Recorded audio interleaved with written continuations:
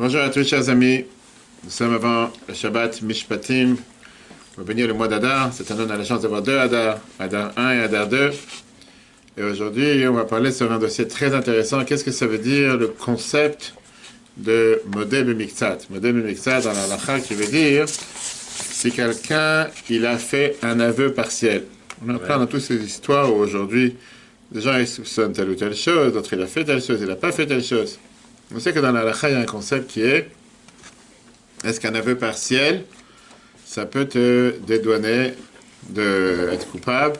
S'il faut faire un serment, pas faire un serment, tu vas me dire, oui, ça c'est pur et dur du juridique. Quel rapport avec nous dans la vie de tous les jours? On va voir qu'est-ce que ça veut dire dans le service de Dieu, combien on a le devoir d'utiliser au maximum les efforts et les forces que Dieu donne à chacun d'entre nous, au détail près. Il n'y a pas une force en plus que Dieu nous a donnée. Si Dieu t'a donné quoi que ce soit, c'est le devoir d'utiliser les capacités que Dieu t'a données au maximum. Ça n'existe pas de faire les choses à moitié.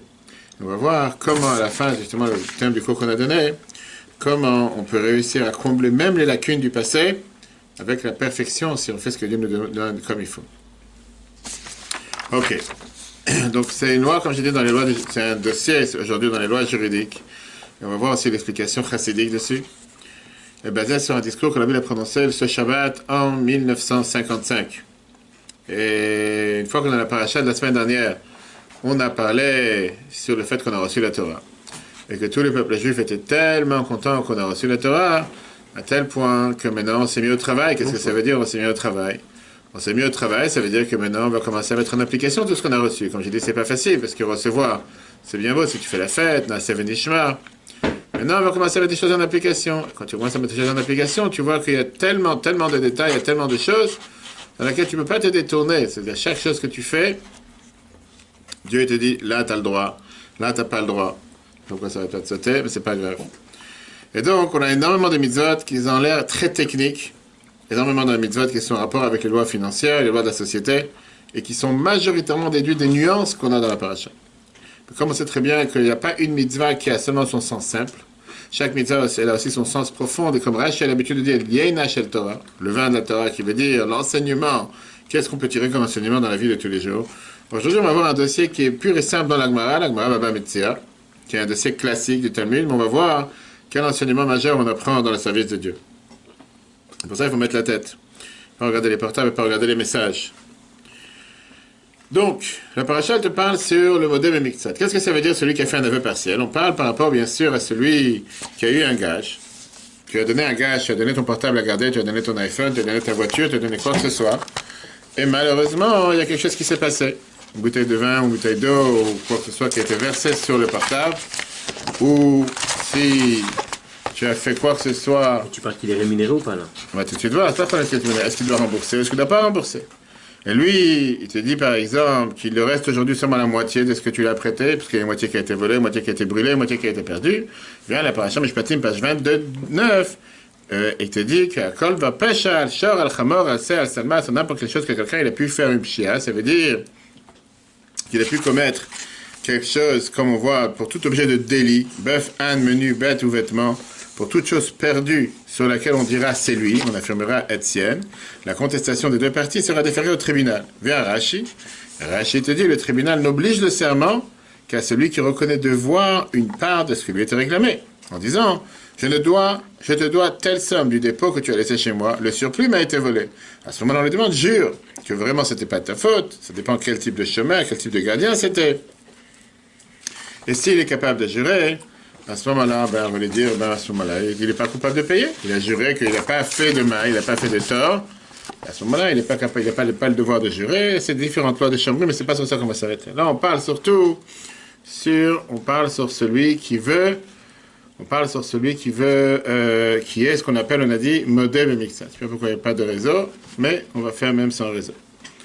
Qu'est-ce que ça veut dire Modeh B'Miktsat? Qu'est-ce que ça veut dire celui qui reconnaît, qui fait un aveu partiel?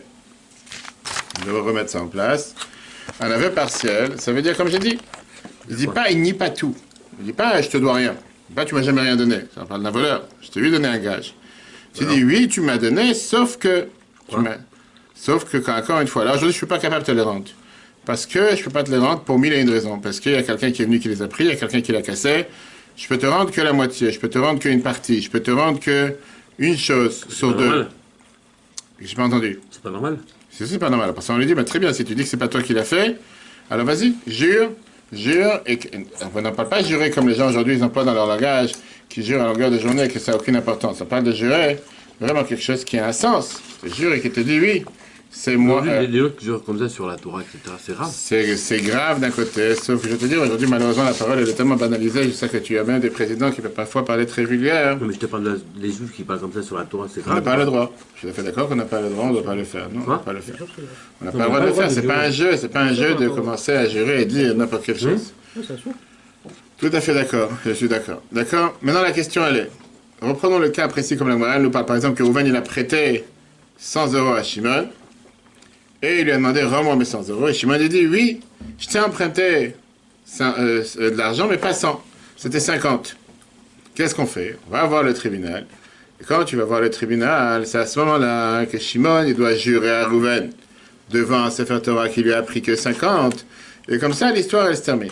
D'accord? En deux mots, le fait qu'il a eu un aveu partiel, il n'a pas le devoir de tout rembourser, parce qu'il jure. Il jure, encore une fois, comme tu dis, c'est pas un jeu, il n'est pas en train de s'amuser, il est en train de jurer. Donc, puisqu'il jure, on dit d'accord, on fait confiance, on s'appuie sur son serment et il rembourse que 50. Maintenant, la question qui est demandée. Quand on arrive devant le tribunal, qui c'est qui doit d'abord parler? Celui qui vient avec l'accusation ou celui à qui on lui réclame quelque chose? Peu importe. C'est pas si simple qu'elle apporte. Encore une fois, pour toi, tout est tellement simple. Les choses ne sont pas si simples. Pourquoi c'est pas si simple? Le din, la halakha, elle vient Les te deux dire, sont là, c'est pour quand tu as le demandeur, le réclameur, et celui de qui on réclame vient devant le tribunal, en règle générale, le devoir est de celui qui réclame d'abord venir et dire le cas. Je réclame de telle et telle personne. Ça change quoi? Encore une fois, il y a, comme je dis à c'est bien, quelqu'un cette d'accord, semaine, mais il y a une règle même dans la communication qu'il n'y a pas de deuxième chance pour la première, il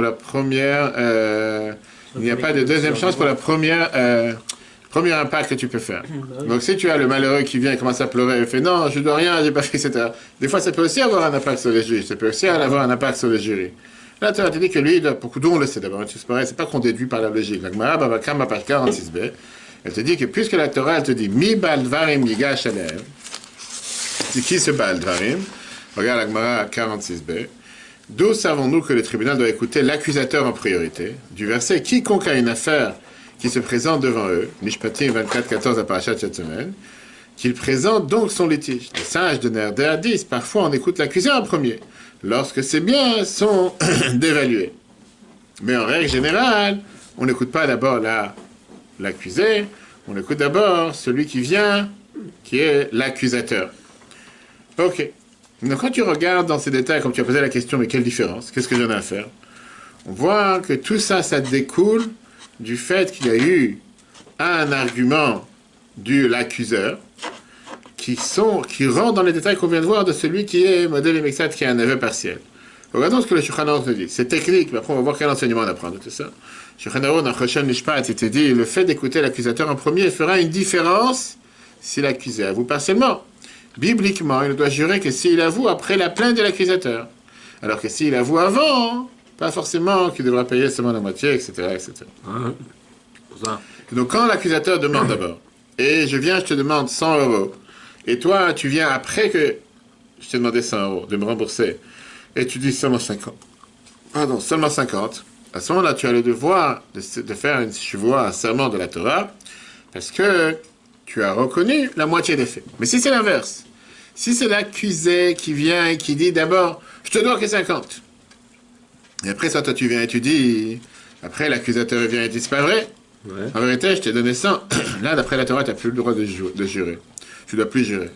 Pourquoi? Parce que tu n'as pas été reconnu la moitié. Tu n'as rien reconnu. Tu es venu avec un fait accompli. Tu as dit, voilà, ça c'est telle chose. C'est pas que tu as été modé, tu as eu un aveu partiel. Et c'est pour ça que la Torah elle te dit, pour pouvoir faire jurer l'accusé, il faut que d'abord, toi tu viens et tu présentes ton cas. Une fois que tu as présenté ton cas, l'autre il va dire s'il est d'accord ou pas, pour qu'on puisse le faire jurer avec le serment de modèle Miktsat, qui veut dire qu'il y a ici un aveu partiel. Mais la morale te dit qu'il y a certains cas, comme on vient de voir, que parfois, on va demander à l'accusé de parler d'abord. Il y a des situations dans lesquelles, par exemple, quand il vient et dit que ses affaires, ses biens, se sont dévalorisés à cause de ce prêt. Qu'est-ce que ça veut dire? En général, la Torah demande à l'accusé de jurer parce que il est aussi d'accord qu'il doit quelque chose. Il ne doit pas tout, mais il doit quelque chose. Il est d'accord que je n'ai pas emprunté 100, j'ai emprunté 50. Et donc, la question qui dérange ici, c'est que si tu dois, tu sais que tu reconnais que tu dois quelque chose, paye déjà ce que tu reconnais. Pourquoi faut attendre que tu viennes soit amené au tribunal pour commencer à faire quelque chose? Tu dis que tu ne dois pas 100, très bien, mais tu dois 50, paye déjà les 50. Même ça, tu n'as pas payé. Mais si, malheureusement, il a ses affaires qui se sont dévalorisées, ses biens, ils ont perdu de leur valeur. Alors, à ce moment-là, il a l'argument qu'il n'est pas coupable du fait qu'il n'a pas payé ses dettes. C'est pas de sa faute. Pourquoi? Parce qu'il n'a pas voulu perdre la valeur de ses dettes. Je ne vais pas parler de ce qui se passe en ce moment dans les jours qu'on est en train de passer avec un grand producteur de films ou de producteur de cinéma, qu'on lui réclame beaucoup d'argent du fait qu'il a dû annuler ses tournées, etc. Alors que, officiellement, ceux qui lui réclament, s'ils lui réclament, eux, ils disent, nous, on n'est pas coupable du fait qu'il a eu des plaintes qui ont été portées contre lui. Nous, on a dû perdre de l'argent du fait qu'on a booké les salles, qu'on a fermé toutes ces salles, qu'on a demandé d'avoir tous ces billets qui ont été vendus. Qu'aujourd'hui, à cause du fait qu'il a un problème ou pas avec la justice, nous, on est en train de perdre quoi que ce soit. Donc là, c'est exactement la même chose, qui dit qu'il a perdu des biens. J'ai pas voulu perdre la valeur de mes biens. Ou bien, le fait qu'il a essayé de les vendre rapidement pour pouvoir payer sa dette, ça a fait qu'il a dû perdre de la valeur. S'il aurait attendu encore 3 mois, il aurait pu vendre sa maison tant. Mais le fait qu'il n'a pas d'argent pour rembourser sa dette, il a dû la vendre tout de suite. Il a perdu de la valeur de sa dette et c'est pour ça que je suis pas venu payer. Ça, c'est un argument. À ce moment-là, dans ce cas précis, quand il a eu une dévalorisation de ses biens, on lui permet de venir donner ses arguments d'abord pour ne pas avoir à jurer pour rien. En 2 mots, on peut très bien dire qu'il n'est pas coupable. Pas coupable du fait qu'il n'a pas pu payer. Maintenant, c'est pas qu'il veut pas payer, c'est pas un voleur. C'est juste que maintenant, il n'a pas les moyens de pouvoir payer. Comme on va tout de suite expliquer. Maintenant, la question que l'habit te demande, il y a quelque chose qui dérange. La règle doit être la même pour tous et tout le temps, sans différence. La règle devrait être que si on te dit que c'est toujours l'accusateur qui vient et qui présente son cas d'abord, et l'accusé ensuite, quelle différence s'il y a eu une perte de dévalorisation de ses biens ou pas? Si c'est l'accusateur qui doit parler d'abord, mais laisse l'accusateur parler dans tous les cas, sans différence. Dans n'importe quel cas, dans n'importe quelle différence. Pourquoi on te dit que ça peut marcher seulement dans le cas spécifique où il a reconnu un aveu partiel? Dans ces cas-là, il doit d'abord l'accusateur donner son argument et après l'accusé venir et commencer à répondre face à son argument pour pouvoir faire le serment, etc. Regardons dans le texte que le Shulchan Aruch, Sifte Cohen, Cheshem Mishpat 24a, le fait d'écouter l'accusateur en premier fera une différence si l'accusé avoue partiellement. Bibliquement, on a juré que s'il avoue après la plainte de l'accusateur, comme on l'avait tout à l'heure, l'arbitre te demande, a priori, il y a quelque chose qui n'est pas clair. Pourquoi tu me fais une différence dans le cas où il a cette reconnaissance partielle ou pas? Ça, c'est la halakha technique, et avec ça, on a terminé la partie technique de cette halakha, parce que maintenant, on va rentrer dans l'enseignement qu'on veut apprendre de cette halakha. C'est ce qui nous concerne, le plus important pour la vie de tous les jours, et c'est ce qu'on va voir nous aujourd'hui. Puisqu'on sait très bien que n'importe quelle loi que la Torah te dit matérielle en découle de sa source spirituelle. D'abord, il y a la source comme elle est dans le monde spirituel, et après, ça, elle arrive dans le monde matériel. Pareil dans la Torah. Au départ, la Torah, elle était cachée dans le monde avant qu'on la reçoive. Quand le Gemara Shabbat a dit que quand Dieu est monté dans le ciel, quand Moshe est monté dans le ciel, les anges ont dit à Dieu, qu'est-ce qui fait un enfant, qu'est-ce qui fait un être humain qui est né par une femme parmi nous? Dieu leur a répondu, il est venu recevoir la Torah. Les anges se sont plaints à Dieu en disant, Chemdagnuza, ce cadeau merveilleux que tu as caché ici, plus de 274 générations avant que le monde a été créé. Tu veux la donner maintenant à quelqu'un qui vient dans ce monde? On connaît la fameuse réponse que Moshe a répondu. Kloum yetzerara benechem. Est-ce que vous avez un mauvais penchant? Est-ce que vous avez un père et une mère? Est-ce que vous faites du commerce? Est-ce que vous avez des fantasmes? Bref, toute cette Torah n'est pas pour vous. La Torah, elle est pour nous. Donc, qu'est-ce que tu as en la tête? Et Dieu, il a dit qu'il a raison. C'est comme ça qu'on a reçu la Torah. Ça, c'est un autre débat. C'était pour la paracha titre. Mais non. Puisque la Torah, au départ, n'était pas habillée dans des choses matérielles. Et bien, le Michel dit qu'au départ, la Torah, c'était des lois spirituelles. Et là, la Torah elle est descendue s'habiller dans un monde matériel pour commencer à prendre place. Mais au départ, les sources, la halachot étaient des sources matérielles. Pardon, des sources spirituelles qui après sont des matérielles. Pareil ici. Quand on a une loi si technique par rapport à l'accusé, l'accusateur, etc. Bien sûr qu'au départ, il faut voir c'est quoi la racine de cette loi. Une racine spirituelle qui apprend des coups comment elle se passe dans le monde matériel. Qu'est-ce que ça veut dire une loi spirituelle? Quel enseignement dans le service de Dieu va nous apprendre une telle loi? Et donc, tu ne peux pas comprendre une halakha dans son sens le plus profond qui peut être, seulement quand tu réfléchis et tu recherches dans la source spirituelle de la chose. Une fois que tu as compris comment ça se passe dans le monde spirituel, là tu peux commencer à la comprendre comment ça se passe dans le monde matériel. Par ça qu'on va comprendre qu'est-ce que la Torah veut nous faire passer comme message avec celui qui fait un aveu partiel. On va comprendre la majorité des cas que la Gemara t'explique. Qu'est-ce qui se passe avec quelqu'un qui fait un aveu partiel? Et on va comprendre pourquoi dans ce cas-là, la Torah te dit que tu dois faire face d'abord à l'accusateur et après à l'accusé. On regarde dans le 2.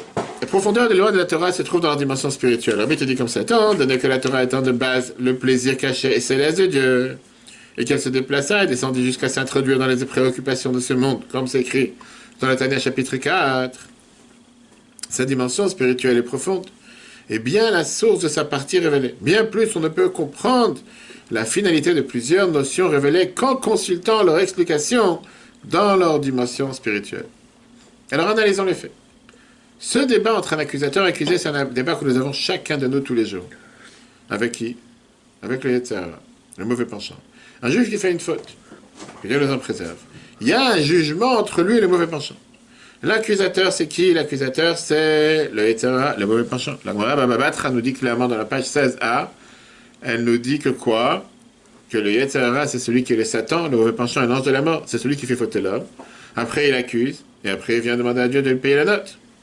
Donc lui, il dit, puisque j'ai réussi à te faire tomber un juif en fautant, et donc, il faut me donner ce juif dans mon domaine, et maintenant, ce juif, il appartient à l'impureté, au côté de l'impureté, au côté du mal, au côté des clipotes. De l'autre côté, vient l'accusé, qui est le juif, et il dit, c'est vrai que j'ai fait une faute, je reconnais le fait que j'ai fait une faute, mais je ne reconnais pas tout, je reconnais un aveu partiel, parce que je ne suis pas totalement englouti dans la faute, parce que ma neshama, elle n'a pas pu faire des fautes, parce que même pendant que j'ai fait une faute, ma neshama est attachée avec Dieu. Et donc même par rapport à ma comportement concret, j'ai jamais été totalement dans la faute. On sait très bien ce que la Gemara Chagiga nous dit, même la Gemara Eruvin, que même les fauteurs du peuple juif, ils sont pleins de mitzvot comme la grenade, comme on a parlé de ça pendant tout le Bijouat. Chaque juif, il a quelque chose de bien à l'intérieur de lui. Et donc même si un juif reconnaît sur le fait qu'il a fait une faute, c'est seulement un aveu partiel. Il ne reconnaît pas sur la totalité. Rabbi te dit que pas seulement un juif fauteur reconnaît un aveu partiel. Le même un tzaddik, il reconnaît un aveu partiel au mauvais penchant. Parce que parfois, il a la force de rajouter dans les sujets de Kedusha de sainteté, il n'a pas rajouté comme il fallait. Ou bien il n'a pas utilisé les forces que Dieu lui a données pour servir Dieu avec la totalité des forces que Dieu lui a données. Il a utilisé la moitié. Et automatiquement, il a gaspillé. Du gaspillage, on a anti-gaspillage aujourd'hui. Il a gaspillé des forces que Dieu lui a données. Et donc il reconnaît partiellement que oui, j'ai servi Dieu, mais je n'ai pas servi Dieu comme j'aurais dû le faire. Mais c'est pas pour ça que j'ai affaire avec les mauvaises forces. C'est pour ça que j'ai affaire avec le mauvais penchant. Et donc au final, tout le peuple juif rentre dans cette catégorie d'aveu partiel, modem et mixat. Tout ça, c'est allusionné dans le verset qu'on a dit Al-Kol Dvar Pesha, qui veut dire un juif, il a fait une faute, il a fait une pshia, il a fait une faute, il reconnaît qu'il a fait une faute. Al-Kol Aveda. On parle maintenant même d'un juif qui n'a pas fait de faute, il a perdu quelque chose. Mais qu'est-ce que ça veut dire il a perdu? Il a perdu des forces que Dieu lui a données qu'il ne les a pas utilisées totalement comme il aurait dû les utiliser. Et donc c'est des forces qui se sont perdues. Et les deux, ils disent qui osait. Qu'est-ce que ça veut dire qui osait? Ils reconnaissent, à minima, partiellement, ce que le mauvais penchant ils disent. Mais c'est pas pour autant que je suis considéré quelqu'un qui est impur. Pas pour autant que je suis considéré quelqu'un qui est totalement mauvais. J'ai pas fait ce que j'aurais dû faire. J'ai pas fait ça totalement. Mais c'est pas pour autant que j'appartiens au mauvais penchant. J'appartiens pas au mauvais penchant. Regardez comment la Bible explique ça dans le 3. Comment répondre à l'accusation du mauvais penchant? L'aveu partiel des Juifs sur l'accusation du mauvais penchant, la Gemara Baba Batra 16a te dit, il descend à Dieu en erreur, puis il remonte et lance un défi à Dieu de punir l'être humain qui l'a fauté. Il s'agit du Satan, qui est le mauvais penchant, qui est aussi l'ange de la mort. Bien, le Rabbi t'explique, et c'est merveilleux, parce que c'est la vision du Rabbi surtout, c'est la Chassidut qui t'explique ça. L'accusateur d'un Juif est le mauvais penchant qui le conduit à soit trébucher sur une faute, un objet de délit, soit à un manque, une imperfection, une chose perdue. Puis il accuse ensuite en affirmant qu'étant celui qui a conduit l'homme à trébucher, il exige que ce dernier lui soit livré. Sur cette accusation, le juif, l'accusé, fait un aveu partiel. Certes, il a trébuché et a commis la faute, mais il ne s'est pas pleinement investi en elle. Il ne se définit pas comme un fauteur, car la nature profonde de son âme est bien plus haute que la faute. Bien plus encore, même les impies d'Israël sont emplis de mitzvot, comme une grenade est emplie de graines, la Gemara Eruvin. La notion de mal absolu n'existe pas chez un juif. Et donc, qu'est-ce qu'on a dit tout à l'heure? Dans les lois, Qu'est-ce qui se passe avec quelqu'un qui a fait un aveu partiel? Il est chayav shvua, il doit faire un serment. Pareil, spirituellement parlant. Quand un juif, il fait cet aveu partiel, il n'a pas à faire avec le mauvais penchant, on dit qu'il doit jurer. Quel shvua, quel jurer? Tania, chapitre 1, qu'on peut voir sur l'application et Torah, et qu'on a parlé de ça plusieurs fois. La shvua, en spirituellement parlant, ça vient du mot mashbin, pas seulement masbin, pardon, pas seulement mashbin qu'on le fait jurer, masbin, on le rassasie, ça vient du mot sova. Vesavata, vachalta vesavata, qui doit être rassasié, comme c'est expliqué dans le Tania. Quand un juif, il rentre un peu dans le domaine du mauvais penchant. Et le mauvais penchant dit, maintenant tu m'appartiens, tu es dans mon domaine, je peux faire ce que je veux avec toi. Il faut l'aider. Un juif doit savoir que Dieu lui donne les forces pour pouvoir surmonter les épreuves. Dieu rassasie la neshama d'un juif pour qu'il ne tombe pas dans le domaine du mauvais penchant. Et que la partie qui lui est restée, ça soit une partie qui va être utilisée pour l'akdusha. Ça ne soit pas une partie qui va être utilisée que pour la touma. Ça, c'est la grande différence entre le juif et les autres.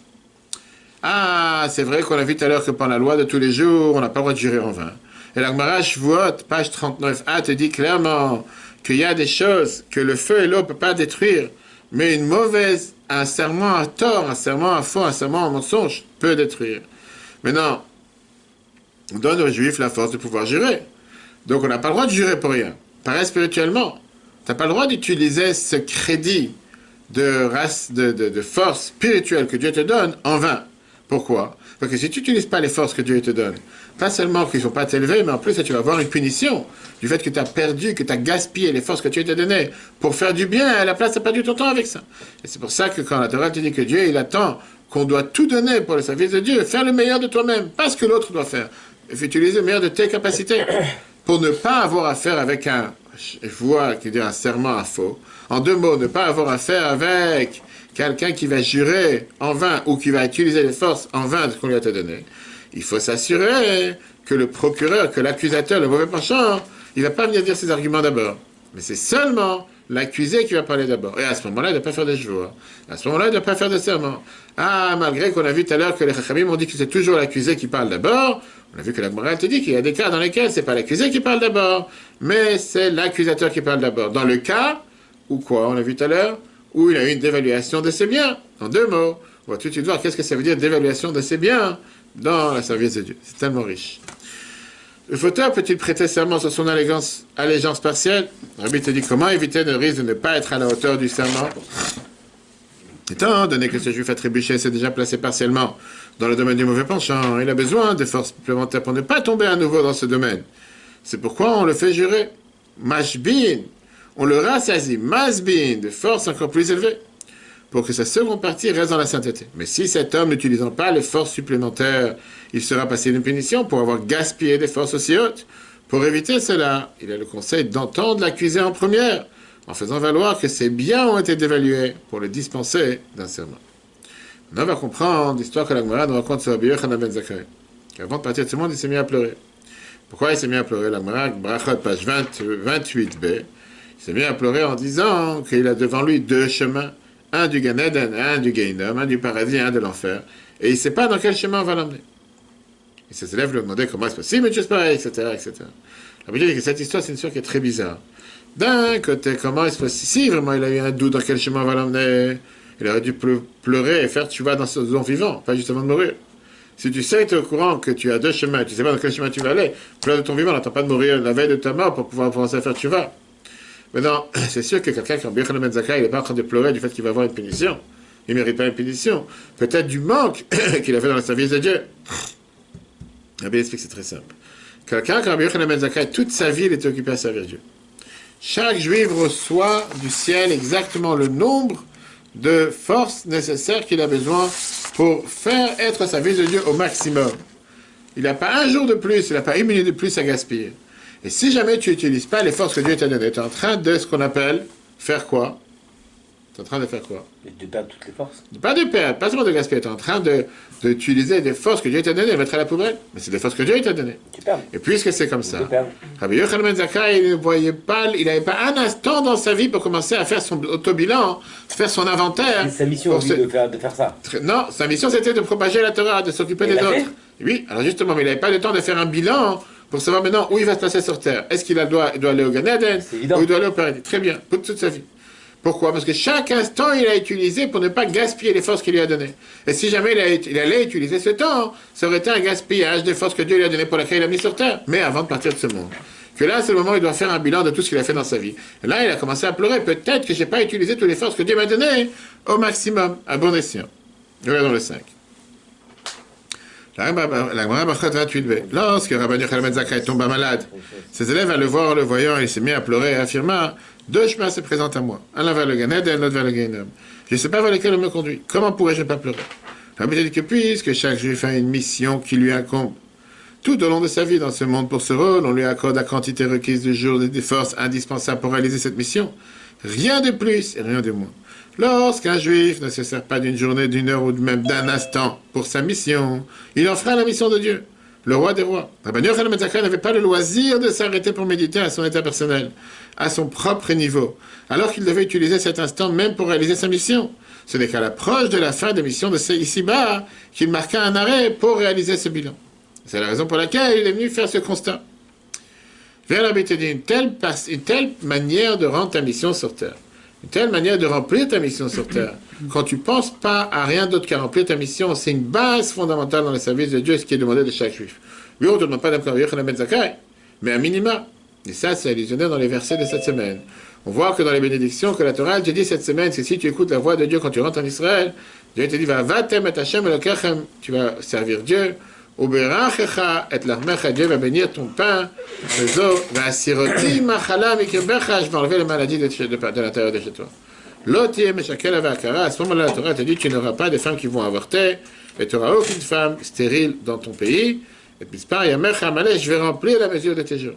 Qu'est-ce que ça veut dire que tu n'auras pas de femmes stériles, et qu'est-ce que ça veut dire que tu n'auras pas de femmes qui vont avorter spirituellement? Pour le service de Dieu qui est l'amour et la crainte de Dieu, il n'y a pas de résultat concret. Comme un fœtus qui n'est pas resté dans le ventre ou qui n'arrive pas à arriver jusqu'à la fin de la grossesse. Et pourquoi ça arrive une chose pareille? Parce que c'est du mot ratson, la volonté d'un juif. Quand un juif il a la volonté d'être satisfait de son travail, ça veut dire qu'il ressent son ego, il se dit moi je sers Dieu, moi j'ai l'amour et la crainte. Par ça que tu es satisfait de ton travail, ça va t'amener à pouvoir parfois ne pas faire ce qu'il faut. Vous savez, j'ai déjà fait ce qu'il fallait faire aujourd'hui, et donc j'ai plus rien à faire. Et donc, au début de son travail, il va d'abord travailler, servir Dieu de manière limitée, parce qu'il est satisfait de ce qu'il a fait. Et si il a moins de satisfaction, il va servir Dieu comme moi. Après, il va commencer à faire un choix. Tel service de Dieu, je suis prêt à faire. Tel service de Dieu, je ne suis pas prêt à faire. Jusqu'à ce qu'il va descendre de son niveau. Et le conseil, pour qu'il n'y ait pas de femmes stériles ou de fausses couches dans ton travail, en 2 mots, avoir un travail sans conséquence, remplis tes jours. Qu'est-ce que ça veut dire tes jours? Quand un juif va faire attention à ses que Dieu lui a donné le compte exact de jours pour lequel il doit remplir sa mission sur terre, que chaque moment qu'il utilise pour autre chose, il change et il fait, si on peut dire, une tâche, une faute dans la mission que Dieu lui a donnée. À ce moment, il va se dire, mais qu'est-ce que je suis en train de faire? Dieu m'a donné cette journée aujourd'hui, pourquoi faire? Pour glander, prendre la pipe, en train de s'amuser dans la rue. Dieu m'a donné pour remplir la mission sur terre. Et donc, il va être totalement, entièrement dédié à sa mission, sans avoir le temps ou la possibilité de penser à autre chose. Même quand on va lui dire, rappeler sa situation spirituelle. Il va dire, qu'est-ce que j'en ai à faire ma situation spirituelle si j'ai du plaisir, j'ai pas du plaisir? Il y a mis mieux de ça, Dieu m'a donné le temps pour pouvoir agir sans perdre une minute, sans perdre un instant. Pas penser si j'ai un plaisir à ce que je fais, j'ai pas de plaisir à ce que je fais. Quand un juif, il arrive à ce niveau, d'être totalement dédié à la cause, c'est totalement dédié à sa mission. À ce moment-là, Dieu, il accomplit la promesse, je vais remplir tes jours. Même des jours dans lesquels il n'a pas rempli sa mission, ou même s'il a fait le contraire, Dieu qui est plus haut que tous des problèmes, que tout défaut, que tout blâme, il va faire en sorte de lui compléter les jours qui manquent. Et tous ces jours seront des jours parfaits. Pourquoi? Parce qu'il se sent totalement dédié à la cause de sa mission. Tellement riche pour chacun d'entre nous. Et particulièrement les shofim. Combien on doit utiliser les forces que Dieu nous a données à chaque instant, sans perdre une minute avec des bêtises, à perdre son temps à rien faire. Je les donne sur notre paracha. C'est écrit dans la paracha Mishpatim 23-25. Vous servirez l'Éternel votre Dieu. Nulle femme n'avortera, perdra involontairement son enfant, et nul ne sera stérile dans ton pays. Je comblerai la mesure de tes jours. Dans le service de Dieu, l'avortement et la stérilité indiquent un effort qui ne tient pas dans le temps, qui reste sans résultat. La raison de cet échec est ton pays, Eretz. Le fait qu'un juif a une volonté propre, que son service de Dieu lui inspire une satisfaction personnelle. Ce qui peut le conduire à limiter son service divin en fonction de la satisfaction qu'il en éprouvait, voire même à refuser un effort dont il ne profiterait pas. Le conseil pour cela, lorsqu'un juif réalise que ses jours ont été créés, comme c'est écrit dans le psaume 139:16, qu'il possède un nombre précis de jours pour réaliser sa mission ici-bas, il se met à trembler et perd conscience de son existence. Alors réalisera la promesse divine, que même s'il y a des jours où l'homme n'a pas accompli sa mission, voire qu'il fit l'opposé, je comblerai la mesure de tes jours, Dieu comblera ce manque de tous les jours, et tous les jours seront entiers. Maintenant, on va revenir à ce qu'on a vu au départ. On a dit qu'il y a un cas précis dans lequel que si tu as eu un manque à gagner, si tu as eu une dévalorisation de tes biens, tu n'as pas besoin de jurer. Quel est ça dans le service de Dieu? Les biens d'un juif, ce sont les forces et les années que Dieu lui a données. Que Dieu te donne pour remplir ta mission sur terre. Un juif, il n'a pas le droit de gaspiller aucun détail de ses biens. Des forces et du temps que Dieu lui a donné pour quelque chose qui n'est pas la mission que Dieu lui a donnée. Et donc un juif, il n'a pas avoir le droit de rentrer dans ce calcul sur sa situation, comme on a vu l'histoire avec Yochanan ben Zakkai. Parce que tu es constamment imprégné, tu es impliqué dans ta mission. Chaque force, chaque instant, tu utilises pour servir Dieu. Et il n'est pas d'accord de perdre un instant de ce que Dieu lui a donné pour commencer à débattre avec le mauvais penchant. Et quand le mauvais penchant dit non, mais tu m'appartiens, viens le juif, il dit j'ai pas le temps pour toi. Laisse-moi tranquille, j'ai pas de temps à perdre. Je suis pas là pour débattre si j'ai bien fait, j'ai mal fait. Je suis là pour remplir ma mission. Et donc ce juif, il vient et dit que si maintenant je commençais à faire un inventaire, ou si je commençais à faire un bilan tous les jours, je suis en train de dévaluer mes biens. Je suis en train de perdre les forces et les instants et la capacité que Dieu m'a donnée, qui vont avoir beaucoup moins d'utilité. Et je ne vais pas utiliser ce moment que je suis en train de perdre avec toi pour faire ce que Dieu attend de moi. Dans un cas pareil, on dit qu'il ne doit pas jurer. Pourquoi il ne doit pas jurer? En deux mots, on garantit à ce juif que pas seulement qu'il ne va pas tomber dans le piège du mauvais penchant, mais au contraire, Dieu va remplir ses jours. Que Dieu va remplir ses missions, que même les moments qu'il a perdus, les moments qu'il n'a pas fait ce qu'il fallait faire, ils seront tous comblés jusqu'à que les lacunes du passé seront là, comblées à la perfection. Dans le discours, l'Arbitre continue en te disant comment on peut arriver à avoir une telle mission, comment on peut avoir une telle vision des choses par la Simcha, puisque c'est Shabbat, on veut dire les mois d'Adar. Le mois d'Adar, c'est le mois dans lequel cette année, surtout que c'est 60 jours de Hadar. 60 jours, c'est très bien que les mauvaises choses sont annulées dans 60 jours de joie, par ça qu'on a la Simcha Poretz Gader, par ça qu'on a la joie qui brise les barrières. Dans le mois d'Adar, les Chachamim nous disent que ça commence depuis Shabbat Mevachim, le Shabbat qu'on bénit le mois d'Adar, de la Simcha de Shabbat Mevachim, on avance jusqu'à la Simcha de Purim, et de la Simcha de Purim, on arrive jusqu'à la Géoula de Pessah, que ça va être la délivrance quand le Mashiach va venir. Et donc l'enseignement qu'on a, c'est que tout le temps que tu te focalises sur ta mission, tout le temps que tu ne penses pas à faire des calculs personnels, est-ce que tu vas être dans tel Olam Haba, dans tel Gan Eden, dans telle partie, Dieu, il va neutraliser le mauvais penchant. Jusqu'à ce que tu n'as pas le temps de faire des serments. Pourquoi? Il va te donner sans arrêt des nouvelles forces pour ne pas être attrapé dans les forces du mauvais penchant. Mais Dieu fera le travail à ta place. Il va même te combler les manques que tu n'as pas pu faire. Voilà un merveilleux enseignement du Rabbi sur la paracha de cette semaine. Écoutez, Sicha 16, Sicha 4, qui vient et qui t'explique comment ne pas perdre son temps, ne pas perdre son espoir, comment ne pas être démoralisé, comment ne pas être découragé, même si parfois on n'a pas fait ce qu'il fallait faire, parce qu'on est totalement dédié à la cause. Et quand tu es totalement dédié à la cause, Dieu fait en sorte que tout se remplit de la meilleure manière possible, et même les manques et les lacunes du passé, il te remplit à la perfection.